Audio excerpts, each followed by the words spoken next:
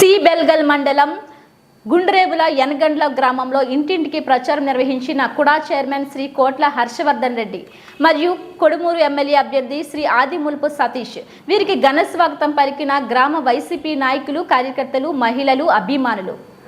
ఈ సందర్భంగా కుడా చైర్మన్ శ్రీ కోట్ల హర్షవర్ధన్ రెడ్డి మరియు కోడుమూరు నియోజకవర్గ ఎమ్మెల్యే అభ్యర్థి డాక్టర్ ఆదిమూలపు సతీష్ మాట్లాడుతూ వైసీపీ ప్రభుత్వం ద్వారా అన్ని వర్గాల ప్రజలకు మంచి జరిగిందని అన్నారు. జగనన్న అంటే మన నమ్మకమని, జగనన్ననే మన భవిష్యత్తు అని అన్నారు.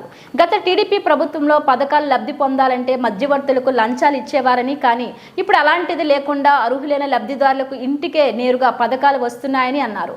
జగనన్న పథకాలు ప్రతి ఇంటికి చేరాయని అన్నారు.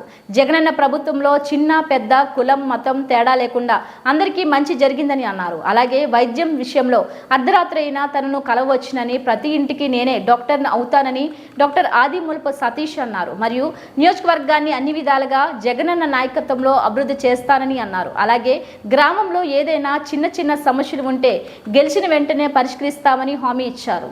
రానున్న మే 13 జరిగే ఎలక్షన్లో ఎమ్మెల్యేగా ఆదిమూలపు సతీష్ని, ఎంపీగా బివై రామయ్యకి అధిక మెజారిటీతో గెలిపించాలని కోరారు. బివై రామయ్య గారిని మనకు ఈరోజు ఎంపీ అభ్యర్థిగా పంపించడం జరిగింది. వీళ్లకు ఓట్లు అడిగే ప్రచారంలో భాగంగా ఈరోజు మీ గ్రామానికి రావడం జరిగింది. తెలుసు, గడిచిన 5 సంవత్సరాలుగా జగన్మోహన్ రెడ్డి గారు ఏ విధంగా సంక్షేమ పథకాలు అయితేనేమి, అదేవిధంగా అభివృద్ధి పథకాలు ఏ విధంగా ప్రజల్లోకి తీసుకుపోయారు, ప్రతి ఇంటికి తీసుకుపోయారు అనేది మీకు అందరికీ తెలుసు.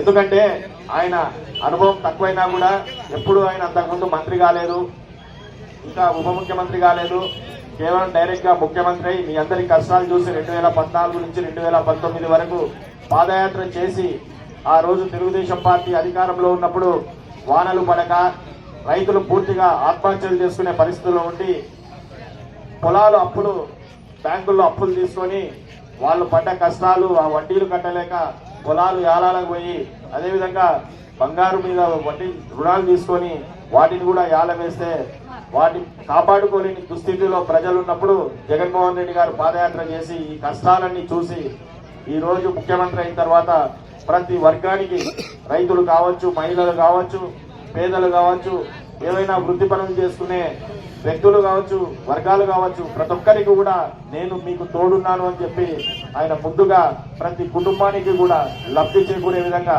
మీకు తెలుసు అంతకుముందు ఏదన్నా పెన్షన్ కావాలన్నా, లేకుంటే ఎస్సీ కార్పొరేషన్ లోనో బీసీ కార్పొరేషన్ లోనో రావాలన్నా జన్మభూమి కమిటీలు ఉండేవి. అంటే తెలుగుదేశం పార్టీ వాళ్ళు ఒక 5 మందిని గుర్తేసి వీళ్ళే కమిటీలో వీళ్ళే గ్రామానికి దిక్కు అని ఇచ్చిపెట్టేవాళ్ళు. వాళ్ళ దయాదాక్షిణ్యాల మీద మనకి పెన్షన్ కావాలన్నా, లోన్లు కావాలన్నా ఉండేది. కానీ జగన్మోహన్ రెడ్డి గారు ఎట్టి పరిస్థితుల్లో గ్రామ సర్పంచ్కి సంబంధం లేదు, గ్రామ నాయకుడికి సంబంధం లేదు, గ్రామంలో ఉన్న ఎంపీటీసీకి సంబంధం లేదు, వార్డు మెంబర్కి సంబంధం లేదు, కేవలం వాలంటీరు అతని యొక్క కులం చూడకుండా, అతని యొక్క మతం చూడకుండా, అతని యొక్క పార్టీ చూడకుండా అతనికి అర్హత ఉంది అంటే అతనికి ఎవరి మధ్య దళారీ వ్యవస్థ లేకుండా అతనికి లోన్ సంక్షేమ పథకాలు అందించినటువంటి ఘనత మన జగన్మోహన్ రెడ్డి గారు. మనమందరం కూడా బాగుండాలి. మీరు చూశారు లాస్ట్ 4 సంవత్సరాలు, ఈ సంవత్సరం కొంత వర్షపాతం తగ్గింది, కానీ గడిచిన 4 సంవత్సరాలుగా రైతులు ఎంతో సంతోషంగా ఉన్నారు. అదేవిధంగా ఎక్కడైతే పంటలు నష్టపోయాయో క్రాప్ ఇన్సూరెన్స్ కూడా మనకు రావడం జరిగింది.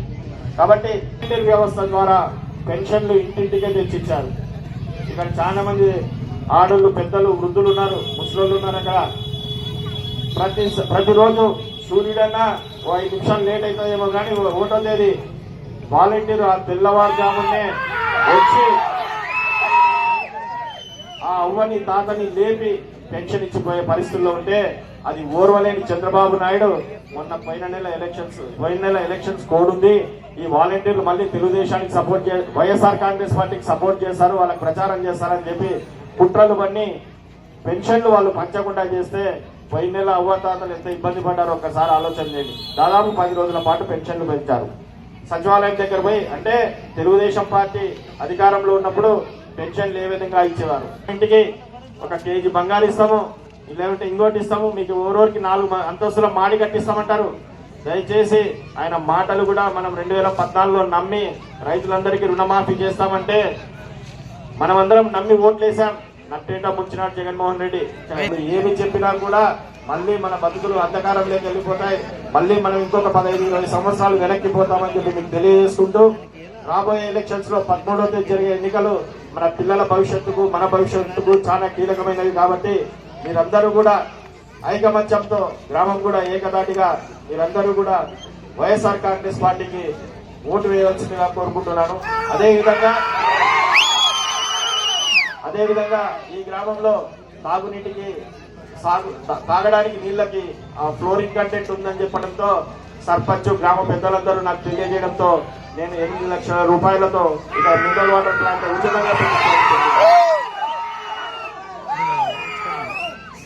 రాబోయే కాలంలో కూడా మేమందరం కూడా సర్పంచ్కి తోడుగా ఉంటాం, గ్రామ పెద్దలకు మా వైపు నుంచి తోడుగా ఉంటాము. ఇంకా కొన్ని చోట్ల నిన్న కూడా మేము మాట్లాడాం, బోర్ వేయించుకోవడానికి కొంత తాగునీటి సమస్య, ఏవైనా సమస్యలు ఉన్నా కూడా మేమందరం కూడా పని చేయడానికి మాట చెప్తే మేము ఎప్పుడము అది అయ్యేదైతేనే మేము చెప్తాము. కానీ దానికి ఎప్పుడు మేము చంద్రబాబు నాయుడులకు హామీలు ఇవ్వమని చెప్పి మీకు తెలియజేసుకుంటూ, మీకు 2 ఓట్లు ఇస్తారు. 2 ఓట్లు కూడా వైఎస్ఆర్ పార్టీ ఫ్యాన్ గుర్తు మీద వేసి 2 అభ్యర్థుల్ని, మన ఎమ్మెల్యే అభ్యర్థిగా డాక్టర్ రాజమూలపు సతీష్ గారిని 1 ఓటు, ఇంకోటి మన